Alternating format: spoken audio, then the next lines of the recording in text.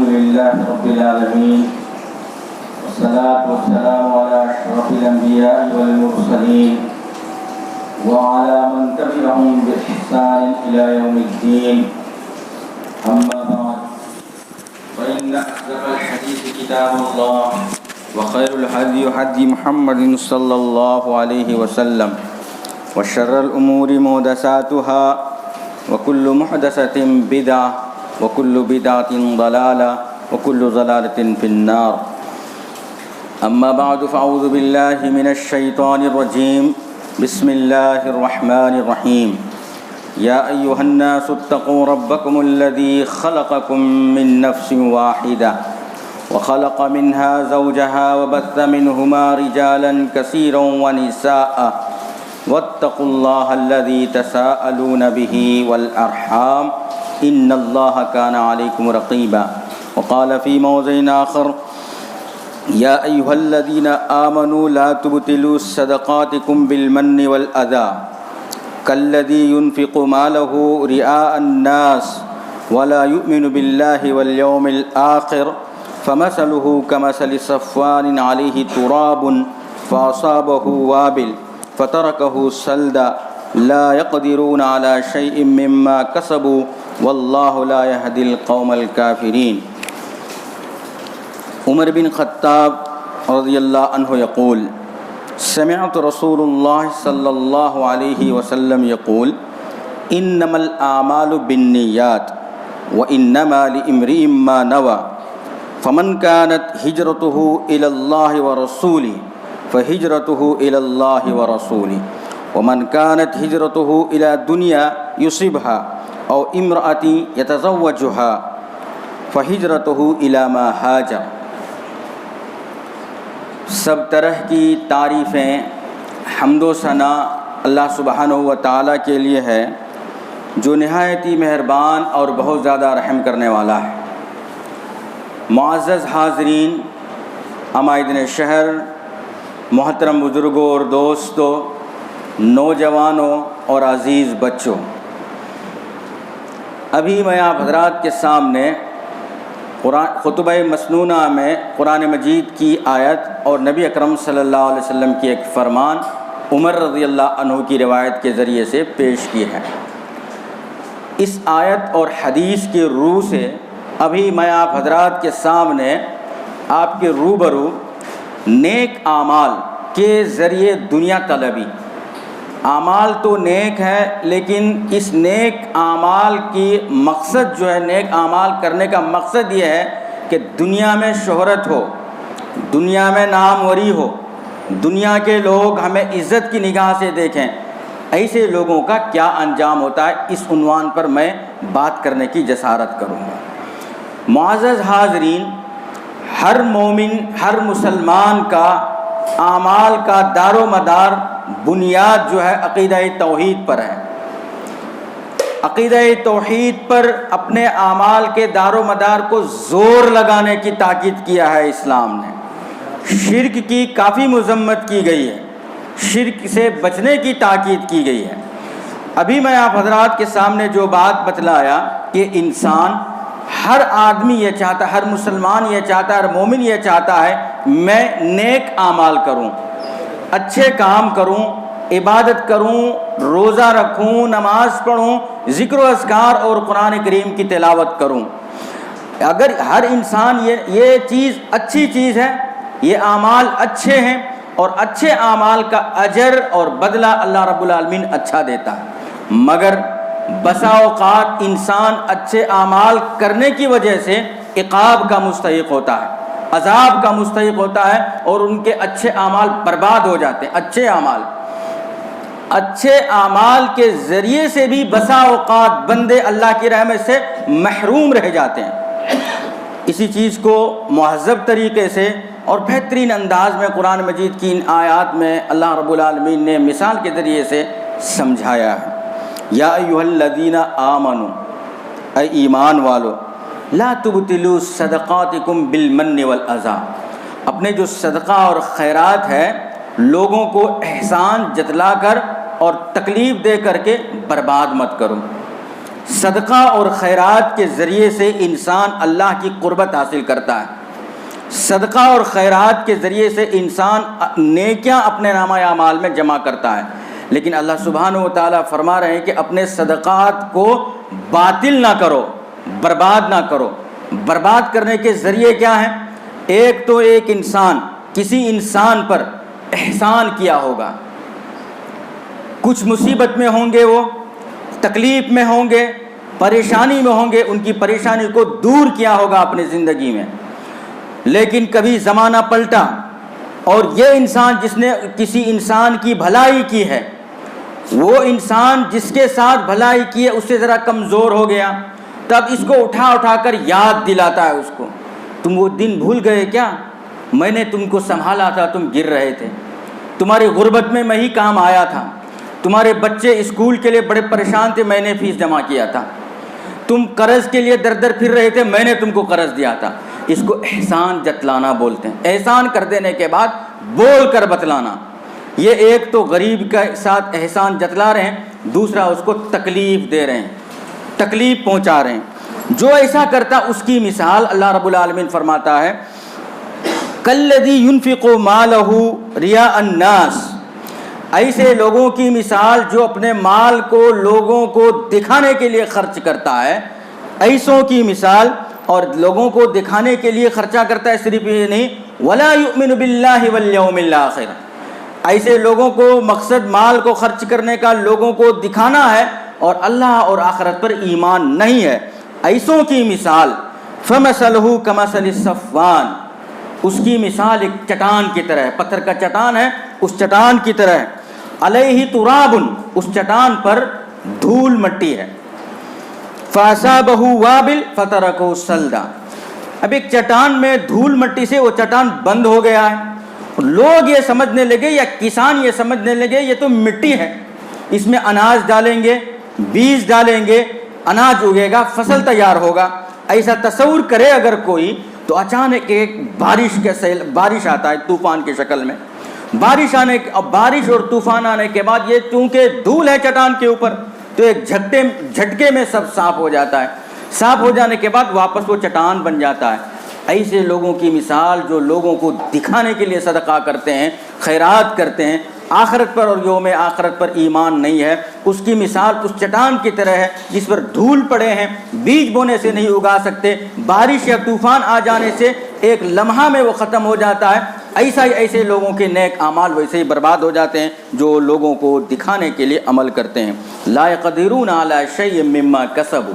جب ان کے اعمال برباد ہو جاتے ہیں تو جو کچھ انہوں نے کیا اس کو روکنے کے لیے کوئی طاقت روک نہیں سکتی۔ واللہ لا یہدی القوم الکافرین، اور اللہ رب العالمین کافر قوموں کو ہدایت نہیں دیتا ہے۔ یہ قرآن مجید کی آیت ہے۔ پھر اس کے بعد نبی اکرم صلی اللہ علیہ وسلم کی جو حدیث پڑھا، اس میں جو ہے نیت کے متعلق ذکر کرتا ہے کہ انسان اعمال کرتا ہے، اس کا دار و مدار، اس اعمال کا منحصر جو ہے نیتوں پر ہے۔ اس کی نیت میں اگر شہرت ہے، دبدبہ چاہنا ہے، مرتبہ چاہنا ہے، دنیا کے اندر ناموری مقصد ہے، تو یہ ان کے اعمال سلدہ بیکار ہیں، ختم ہو گئے ہوئے اعمال ہیں۔ اگر ان کی نیت میں اخلاص ہے، یہ عمل اللہ کے پاس قابل قبول ہے۔ اس آیت کے اندر دو چیزوں کی برائی بیان کی گئی، ایک احسان جتلانا، بڑی برائی، دوسرا تکلیف پہنچانا، احسان جتلا کر کے والادا، تکلیف پہنچانا، یہ بھی بڑی بری بات ہے۔ جس کے پاس اخلاص ہے اور نماز ادا کرتے ہیں، عبادت کرتے ہیں، یہ بندہ اللہ کے نظر میں بڑے قابل قبول بندہ ہے، مقرب بندہ ہے۔ لیکن اگر کوئی آدمی روزہ رکھ رہے ہیں، نیک عمل کر رہے ہیں، نماز پڑھ رہے ہیں، صدقہ اور خیرات کر رہے ہیں، تو دلوں کے حال ہم اور آپ کوئی نہیں جانتے، اللہ رب العالمین کو پتہ ہے۔ نبی صلی اللہ علیہ وسلم نے فرمایا من صام یرائی فقد اشرک ومن صلی یرائی فقد اشرک، جو آدمی لوگوں کو دکھانے کے لیے روزہ رکھتا ہے اس نے شرک کیا، جو آدمی لوگوں کو دکھانے کے لیے نماز پڑھتا ہے اس نے شرک کیا۔ ظاہر سی بات ہے نماز روزہ جیسی یہ عبادت ہے، شرک نہیں ہے، لیکن عبادت میں اگر ان کے نیت میں یہ بات آ گئی کہ لوگ مجھے نمازی کہے، لوگ مجھے عابد کہے، لوگ مجھے پرہیزگار سمجھے، لوگ مجھے متقی سمجھے، اس وجہ سے شرک ہو جاتا ہے ان کے نیک اعمال۔ تو اعمال کا دار و مدار نیتوں پر ہے، اور پھر اخلاص نیتوں میں بہت لازم اور ضروری چیز ہے۔ اللہ کے رسول صلی اللہ علیہ وسلم نے فرمایا اخوف ما اخاف علی امتی الشرک الاصغر، میرے امت پر جو مجھے سب سے زیادہ فکر لاحق ہے شرک اصغر کی ہے۔ شرک اکبر جو کھلا ہوا شرک ہے اس سے بندہ تو بچ جاتے ہیں، لیکن شرک اصغر میں سواد اعظم مسلمانوں کی بڑی جماعت اس میں شریک ہو سکتی ہے، اس کا مجھے خوف ہے میرے امتی کے لوگوں کے اوپر۔ نبی اکرم صلی اللہ علیہ وسلم فرما رہے ہیں۔ اللہ کے رسول صلی اللہ علیہ وسلم سے پوچھا گیا کہ شرک اصغر کیا ہے؟ آپ صلی اللہ علیہ وسلم نے فرمایا الریا، لوگوں کو دکھاوے کے لیے اعمال کرنا، لوگوں کو دکھاوے کے لیے کوئی بھی کام کرنا، یہ شرک اصغر ہے، چھوٹا شرک ہے، جس میں میری امت کی ایک بہت بڑی جماعت ملوث ہو جائے گی، شامل ہو جائیں گے، اس کا خوف مجھے بہت زیادہ ہے۔ اللہ رب العالمین نے ریاکاری کرنے والے کی مثال اس کی منافق سے لے جا کر کے جمایا۔ جو آدمی کے اندر عبادت کرتے ہیں لوگوں کو دکھانے کے لیے، اس کے اندر منافق کی نشانی ہے، یہ لوگ منافقوں کے زمرے میں شامل ہوتے ہیں، ان کے نشانی ان کے اندر پائی جاتی ہے۔ رب العالمین کا ارشاد ہے ان المنافقین یخادعون اللہ، بے شک منافقین اللہ کو دھوکہ دیتے ہیں، وہو خادعہم، حالانکہ یہ خود دھوکہ کھا رہے ہیں، اللہ کو کوئی دھوکہ نہیں دے سکتے بلکہ یہ خود دھوکہ کھا رہے ہیں۔ کیا دھوکہ دے رہے ہیں اللہ رب العالمین کو؟ وَإِذَا قَامُوا إِلَى الصَّلَاةِ قَامُوا كُسَالَىٰ، جب یہ منافقین نماز کے لیے جاتے ہیں تو ایک دم سستی سے، بور محسوس کرتے ہوئے، نہ چاہتے ہوئے نماز کے لیے جاتے ہیں۔ یراؤون الناس ولا یذکرون اللہ الا قلیلا، اور یہ سستی سے جاتے بھی ہیں تو اس کا مقصد کیا ہوتا ہے ان منافقین کا؟ لوگ مجھے دیکھے لیکن اللہ کو بہت تھوڑا یاد کرتے ہیں، لوگ مجھے کہے کہ نمازی ہوں۔ منافقین کی یہ خواہش، تو منافقین کی یہ آرزو ہوتی ہے نماز میں، جو جب جاتے ہیں سستی کے ساتھ جاتے ہیں اور لوگوں کو دکھانے کی آرزو رہتی ہے ان کی۔ تو جس آدمی کے اعمال ایسے ہوں کہ لوگ مجھے بڑا کہیں، نیک عمل کر رہا ہوں، فلانے جگہ مسجد بنا رہا ہوں، فلانے جگہ مدرسے کی تعمیر ہماری کوشش سے ہوئی، فلانے جگہ اتنے بچوں کی کفالت میرے طرف سے ہوئی، فلانے جگہ یہ ہوئی، فلانے جگہ وہ ہوئی، یہ ہوئی، یہ بیان کرتے رہے، اس کا مطلب لوگوں کو دکھا رہے ہیں۔ اور جو آدمی لوگوں کو دکھانے کے لیے اعمال کرتے ہیں اس کے اندر منافقین کی نشانی پائی جاتی ہے۔ اللہ رب العالمین نے ارشاد فرمایا، نبی اکرم صلی اللہ علیہ وسلم کے سامنے جو اسٹوڈنٹس، صحابہ کرام، طالب علم سیکھنے کی حیثیت سے جو بیٹھتے تھے، کوئی بھی حدیث جب بیان کرتے تھے ان کے رونگٹے کھڑے ہو جاتے تھے جب وہ عمل کرنے کی نیت سے سنتے، اور جب بات نبی اکرم صلی اللہ علیہ وسلم کی زبان سے نکلتی اور ہمارے اندر اگر کسی قسم کی کوئی کمی ہے تو ان کے رونگٹے کھڑے ہو جاتے، اگر کمی نہیں بھی ہے خوف اور لرزہ طاری ہو جاتا تھا ان کے جسم میں۔ ابو ہریرہ رضی اللہ عنہ راوی ہیں، بیان فرماتے ہیں کہ کئی مرتبہ میں نے اس حدیث کو بیان کیا لیکن پوری حدیث بیان نہیں کر سکا، خوف کی وجہ سے بے ہوش ہو جایا کرتے تھے ابو ہریرہ رضی اللہ عنہ جب یہ بیان کرتے تھے۔ کون سی بات بیان کرتے تھے؟ جہنم کے اندر جو ہے گنہگار، مشرک، کافر، نافرمان، ناشکر، جتنے بھی گنہگار کے اقسام ہیں سارے لوگ جہنم میں جائیں گے ہی جائیں گے، لیکن جہنم کی انگار کو جن لوگوں سے دھکایا جائے گا یہ کون لوگ ہیں؟ ان لوگوں کا جب حضرت ابو ہریرہ رضی اللہ عنہ ذکر کرتے تھے تو رونگٹے کھڑے ہونے تو دور کی بات بے ہوش ہو جایا کرتے تھے کہ سب سے پہلے جو اس میں میدان محشر میں سوال و جواب ہوگا، جنتی جنت میں، دوزخی دوزخ میں کا فیصلہ ہوگا، پہلے کیٹیگری کے پہلی صف میں جو دوزخ میں جانے والے ہوں گے پڑھے لکھے لوگ ہوں گے، قرآن مجید کی تعلیم ہوگی ان کے پاس، علم ہوگا، قرآن کریم کا علم ہوگا، احادیث رسول صلی اللہ علیہ وسلم کا علم ہوگا، رسول اکرم صلی اللہ علیہ وسلم کے احادیث کا علم ہوگا، قاری ہوگا، اچھی آواز ہوگی ان کی، لیکن ان کے دل کے اندر جو ہے نا، لوگ مجھے قاری کہے، لوگ مجھے عالم کہے، میرے علم کی شہرت لوگوں میں ہو، ایسے چاہنے والے عالم کو، پڑھے لکھے کو، قاری کو، قرآن مجید کا علم رکھنے والے کو پہلے جہنم میں ڈالا جائے گا۔ یہ چیز جب بیان کرتے تھے ابو ہریرہ، اور جو اللہ کے رسول صلی اللہ علیہ وسلم کے سامنے بیٹھتے تھے وہ آپ صلی اللہ علیہ وسلم کے طالب علم ہوتے تھے، پڑھے لکھے لوگ، یعنی جو علم سیکھ رہے ہیں نبی اکرم صلی اللہ علیہ وسلم سے علم سیکھ رہے ہیں، ان کو خدشہ ہوتا، خوف ہوتا کہیں یہ صفت ہمارے اندر نہ آ جائے، اس وجہ سے ان کے رونگٹے کھڑے ہو جاتے تھے، لرز اٹھتے تھے، کانپنے لگتے تھے اور بسا اوقات بے ہوش ہو جایا کرتے تھے۔ پہلے کیٹیگری میں جو لائے جائیں گے ایک تو یہ ہوں گے، دوسرے اللہ کے راستے میں لڑنے والے، شہادت کی جام نوش کرنے والے، شہید ہو جانے والے۔ بلایا جائے گا اللہ کی عدالت میں ان کو کہ تم کو ہم نے صحت دیا تھا، طاقت دیا تھا، اس کو تم دنیا میں کیسا خرچ کیے؟ یہ کہیں گے کہ ہم جو ہے اللہ کی دی ہوئی طاقت کو اللہ کے راستے میں لٹائے اور پھر لڑتے لڑتے ہم دنیا میں شہید ہو گئے۔ اللہ رب العالمین اس بندے سے عرض کرے گا کہ تمہارے دل کی جو آرزو تھی، خواہش تھی، تمنا تھا، یہ تھا کہ تم کو لوگ مجاہد کہے، بہادر کہے، اور دلوں کی خواہش کو اللہ ہی بہتر جانتا ہے لوگوں کی، ہم کسی کے متعلق فیصلہ نہیں کر سکتے۔ براہ راست بندے سے کہے گا اللہ رب العالمین میدان محشر میں، تم جو شہید ہوئے اللہ کے راستے میں، تمہارے دل کے اندر یہ آرزو تھی، یہ خواہش تھی کہ لوگ تم کو بہادر تسلیم کرے، پہلوان مانے، مجاہد سمجھے۔ قد قیلا، کہا جا چکا، لوگ سمجھ گئے، لوگ تم کو بہادر کہہ دیے، لوگ مجاہد مان لیے، لوگ صحت مند اور طاقتور سمجھ لیے، تمہارا بدلہ دنیا میں مل گیا، آخرت میں کوئی بدلہ نہیں ہے، الغرض جہنم بھیج دیا جائے گا۔ سخی آئے گا، داتا، بہت سخاوت کرتا تھا دنیا میں، بے شمار نیک کام کیا کرتے تھے اور بہت زیادہ دولت اللہ کے راستے میں لٹایا کرتا تھا۔ ایسوں کا بھی یہی انجام ہوگا اس وقت میدان محشر میں، جب ان کے دل میں یہ آرزو ہوگی کہ لوگ مجھے سخاوت کرنے والا کہے،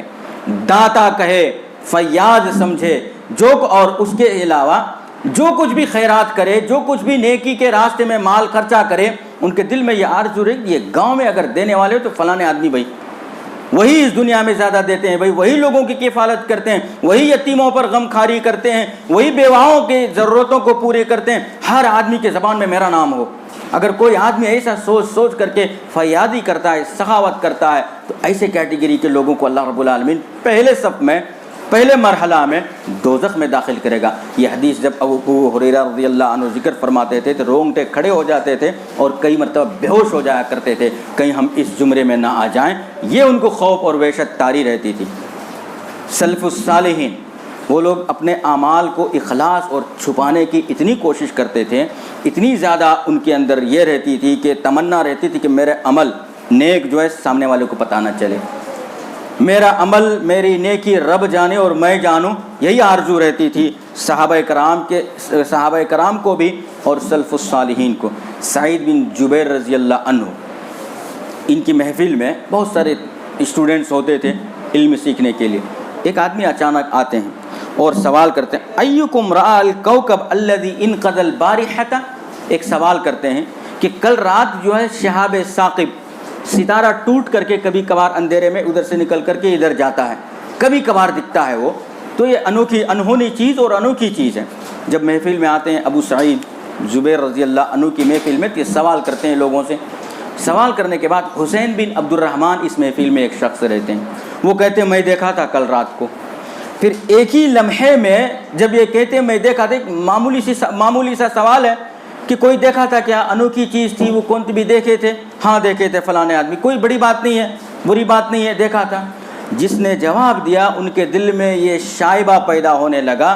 کہیں لوگ مجھے یہ تصور نہ کرنے لگے کہ رات کے تاریکی میں یہ جو ہے 12 بجے، 2 بجے، 1 بجے ایسے وقت میں ہی یہ شہاب ثاقب کا مسئلہ رہتا ہے، ستارے ٹوٹ کر ایک جگہ سے دوسرے جگہ جاتے ہیں۔ تو لوگ یہ سوچنے لگیں گے، ابھی کہے نہیں کسی سے، کہیں لوگ یہ تصور نہ کرنے لگے کہ اتنی بڑی رات کو میں عبادت کر رہا تھا اور عبادت کرتے کرتے دیکھ لیا، یہ تصور نہ کرنے لگے۔ پھر دوسرا جواب دیتے ہیں کہ نہیں دیکھو، بات اصل یہ ہے کہ مجھے بچھو کاٹ لیا تھا، اس وقت بچھو کاٹ لینے کی درد سے میں کڑھا رہا تھا، بڑی تکلیف محسوس ہو رہی تھی، جاگا ہوا تھا، ایسے موقع پر شہاب ثاقب چمکا اور میں نے دیکھ لیا، تاکہ لوگوں سے یہ تصور غائب ہو جائے، زائل ہو جائے کہ میں عبادت میں نہیں تھا۔ عام طور پر لوگ کہیں یہ تصور بھی نہ کر لیں، یہ بھی خوف ان کے دلوں میں رہا کرتا تھا کہ اپنے اعمال اکارت نہ ہو جائے، باطل نہ ہو جائے، برباد نہ ہو جائے، یہ ان کے دلوں کے اندر یہ خوف رہا کرتے تھے۔ ہمیشہ وہ لوگ اخلاص کی، اللہ رب العالمین اخلاص دے، اس کی ہی دعائیں کرتے رہتے تھے، اس کے لیے ہی اعمال کرتے رہتے تھے، اور اسی طرح اخلاص نیت کے اندر، دل کے اندر کس طریقے سے پیدا ہو، ہمیشہ اسی کھوج بچار میں رہتے تھے، اور چاہتے یہ تھے کہ ہمارا باطن جو ہے، اندرونی حالت جو ہے ظاہر سے اچھا ہو۔ عام طور پر ہمارا مزاج یہ ہوتا ہے کہ اللہ رب العالمین جو ہمیں اجر دینے کا ہے تو وہ تو ملے گا ہی، لیکن لوگوں کی نظر میں بھی ہم گرنا نہیں چاہیے، لوگوں کی نظر میں بھی ہماری شان، شوکت، دبدبہ اور ولولہ ہونی چاہیے کہ لوگ مجھے بڑے آدمی سمجھیں، عابد سمجھیں، عبادت گزار سمجھیں، ہر طرح کی چیزیں سمجھیں جو نیک اعمال ہیں۔ نبی اکرم صلی اللہ علیہ وسلم کی احادیث پر غور کیجیے۔ افضل صلاۃ المرء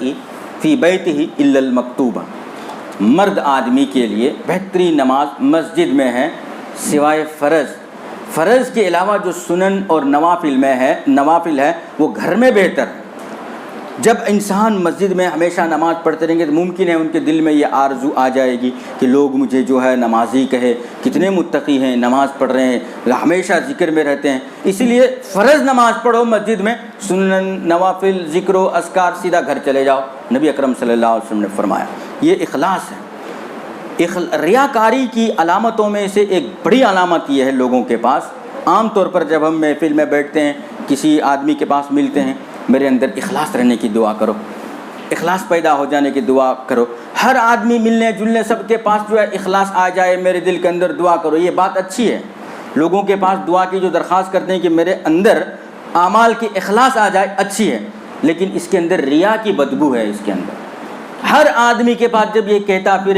پھرے مجھے اخلاص کے لیے دعا کرو، میرے اندر اخلاص آ جائے اس کے لیے دعا کرو، جس کا مطلب یہ ہے لوگ یہ تصور کر لیں کتنے نیک آدمی ہے یار، ہمیشہ یہ اخلاص کی فکر کرتا ہے۔ جو یہ لوگ تصور کرنے لگیں گے کہ متقی ہے، پرہیزگار ہے، کتنے اچھے ہیں، یہی ریاکاری ہے، اسی کا نام ریاکاری ہے۔ تو یہ چیز منافقین کے اندر ہوا کرتے تھے، اس سے ہمیشہ بچتے رہنے کی کوشش کریں۔ ایک تو یہ آیت رہی۔ حدیث جو پڑھا عمر بن خطاب رضی اللہ عنہ راوی ہے، نبی اکرم صلی اللہ علیہ وسلم سے کہتے ہوئے سنے عمر بن خطاب رضی اللہ عنہ نے کہ انسان کے اعمال کا دار و مدار نیتوں پر ہے۔ ہجرت کرتے ہیں، بہت بڑا مقام ہے، مرتبہ ہے، ثواب ہے ہجرت کا کہ مکے سے جو تکلیف دیے صحابہ کرام کو چھوڑ کر کے مدینہ گئے۔ آج بھی کسی آدمی کو ان کے گاؤں میں دشمن تکلیف دیتے ہیں، اپنے عقیدہ پر نہیں رہ سکتے ہیں، گھر بار چھوڑ کر کے دوسرے علاقہ چلے جاتے ہیں، اس کا بہت بڑا اجر رکھا ہوا ہے اللہ رب العالمین نے۔ لیکن اس ہجرت میں اگر یہ ہو کہ مجھے یہاں کمائی برابر نہیں تھی، فلانے جگہ اچھی کمائی ہے، تو اس کا مطلب اس کا ہجرت کا ثواب نہیں ملے گا۔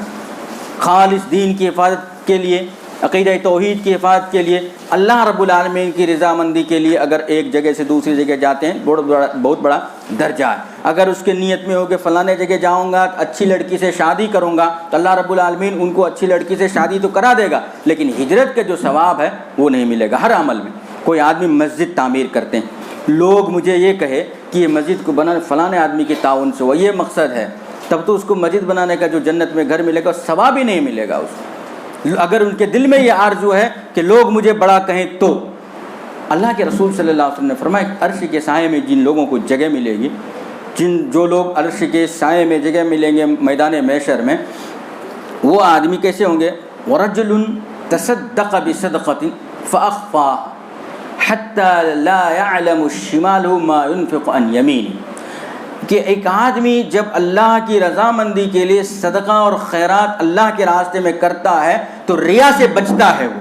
اتنا بچتا ہے کہ حتیٰ کہ وہ سیدھے ہاتھ سے دے رہے ہیں اس کے دوسرے ہاتھ کو پتہ نہ چلے، یہاں تک اہتمام کرتا ہے۔ ایسے آدمی کو اللہ رب العالمین میدان محشر میں عرش کے سائے میں جگہ عطا فرمائے گا۔ تو اعمال ایسے ہو کہ ہمارے نیت کا دار و مدار خالص اللہ رب العالمین کی رضامندی۔ اللہ کے رسول صلی اللہ علیہ وسلم نے فرمایا کہ جو آدمی ایسا عمل کرے کہ اللہ رب العالمین کو اس عمل میں شریک کرے، من عمل عملا اشرک فیہ معی، یہ حدیث قدسی ہے۔ حدیث قدسی کہتے ہیں بیان کرنے والے اللہ رب العالمین اور اس چیز کو بتانے والے نبی اکرم صلی اللہ علیہ وسلم۔ حدیث قدسی اللہ رب العالمین فرماتا ہے من عمل عملا اشرک فیہ معی غیری، جو آدمی ایسا عمل کرے کہ میرے ساتھ کسی اور کو اس میں شریک کر لے، معی غیری ترکتہ و شریکہ، تو میں اس کو اسی کے جس کے ساتھ شریک کیا اسی کے ساتھ چھوڑ دیتا ہوں۔ مطلب یہ ہوا ایک آدمی یہ جو مسجد کی مثال دیا کس لیے بناتے ہیں؟ اللہ رب العالمین خوش ہو جائیں، اس وجہ سے اللہ رب العالمین کی رضامندی کے لیے، دل میں یہ آرزو ہو کہ فلاں آدمی بھی خوش ہو، تو اللہ کی رضامندی کے ساتھ دوسروں کی بھی رضامندی شامل کر لیا تو اللہ رب العالمین اس کو اسی کے ساتھ جمع دیتا ہے، کوئی اجر نہیں ہے تمہارا اس کے ساتھ۔ پھر اس کے بعد ایک حدیث میں جو یہ تو ایک نیت کے متعلق، اور اللہ کے رسول صلی اللہ علیہ وسلم ارشاد فرماتے ہیں علم حاصل کرتے ہیں، علم سے انسان کو اچھائی اور برائی کی تمیز ہوتی ہے، کھرا اور کھوٹا میں فرق کرتا ہے۔ علم کی مثال اللہ رب العالمین نے بنجر آبادی، نبی اکرم صلی اللہ علیہ وسلم نے بنجر آبادی اور خوشحال آبادی کی مثال دی۔ چٹیل میدان اور بے آب و گیا چٹیل میدان ہے اور اس جگہ فصل والا میدان ہے، ایسے سب مثال دیے ہیں اللہ کے رسول صلی اللہ علیہ وسلم نے علم حاصل کرنے کا۔ اس کے بارے میں اللہ کے رسول صلی اللہ علیہ وسلم فرماتے ہیں، ابو ہریرہ رضی اللہ عنہ راوی ہیں، من تعلم العلم لیباہی بہ العلماء، جو آدمی علم سیکھتا ہے اس مقصد سے کہ وہ علماء پر فخر کرے، فلاں آدمی کیا ہے، اسے بڑا میں ہوں، اسے بڑا وہ ہے، اسے بڑا یہ ہے، اسے بڑا، یعنی علم حاصل کرنے کا مقصد ہی علم والے کے ساتھ فخر کرے، وہ میرے سے چھوٹا ہے میں ان سے بڑا ہوں۔ اگر ایسا مقصد ہے علم حاصل کرنے کا، اور وہ یجاری بھی السفہاء، ایک تو یہ مقصد کہ علماء پر فخر کرے، دوسرا یہ جاہل اور کم پڑھے لکھے لوگوں سے بحث اور تکرار کے لیے، بحث اور مباحثہ کے لیے علم حاصل کرتا ہے۔ وَيَصْرِفُ، اور ایک مقصد یہ ہے وَيَصْرِفُ وُجُوهُ النَّاسِ إِلَيْهِ، تیسرا مقصد علم حاصل کرنے کا یہ کہ لوگ سارے میرے طرف متوجہ ہو، علماء سے بھی فخر، بحث اور مباحثہ کرنے کے لیے تیار ہو جاتے ہیں، لوگ کوئی سوال کرتے ہیں جواب دینے کے لیے فوراً تیار ہو جاتے ہیں، علماء کے مقابلہ علم میں بھی کرنے لگتے ہیں، ہر آدمی کی توجہ میرے طرف ہو، علم حاصل کرنے والے کی طرف ہو۔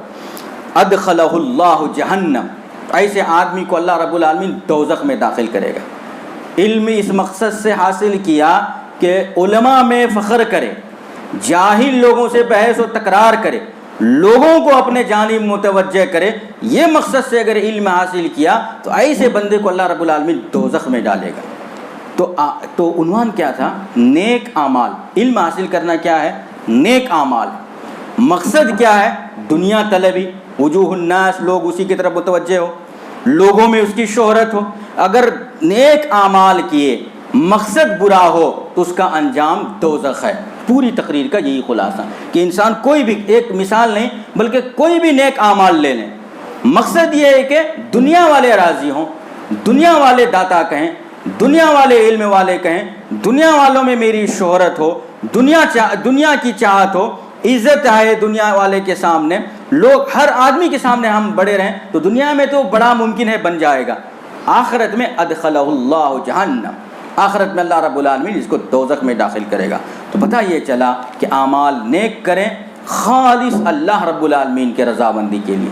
صحابہ کرام کی سوچ اس معاملے میں جو تھی وہ سوچ اپنے اندر پیدا کریں، سلف الصالحین کی سوچ اخلاص کے متعلق ایسے پیدا کریں جیسے سلف صالحین کی تھی۔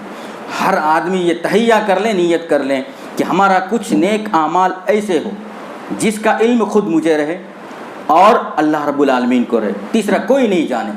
ایسا عمل مطلوب ہے اللہ رب العالمین کو، ایسے عمل کرنے والے اللہ کے پاس کامیاب اور کامران ہوتے ہیں۔ اللہ رب العالمین سے دعا ہے کہ اللہ رب العالمین ہم کہنے والے کو، سننے والے کو، سب لوگوں کو ان باتوں پر عمل کرنے کی توفیق عطا فرمائے۔ آمین وآخر دعوانا ان الحمدللہ رب العالمین۔ بارک اللہ لنا ولکم فی القرآن المجید ونفعنا بالذکر والآیات الحکیم، انہ تعالی جواد کریم ملک بر رؤوف رحیم۔